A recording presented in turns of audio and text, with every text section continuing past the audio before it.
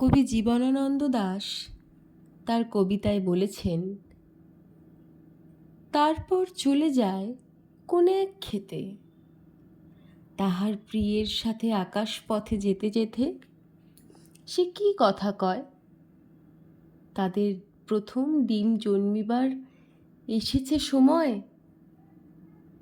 অনেক লবণ ঘেটে সমুদ্রে পাওয়া গেছে এ মাটির ঘ্রাণ, ভালোবাসা আর ভালোবাসার সন্তান।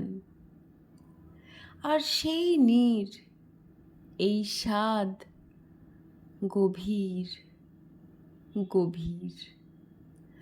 আজ এই বসন্তের রাতে ঘুমে চোখ চায় না জড়াতে, ওই দিকে শোনা যায় সমুদ্রের স্বর, স্কাইলাইটের মাথার ওপর আকাশে পাখিরা কথা কয় পরস্পর।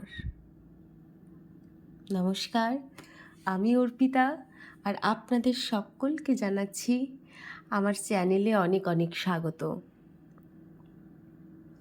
দুটি পাখি, তারা মুখোমুখি বসে পরস্পরের সাথে কথা বলতে ব্যস্ত, মনের কথা বলতে,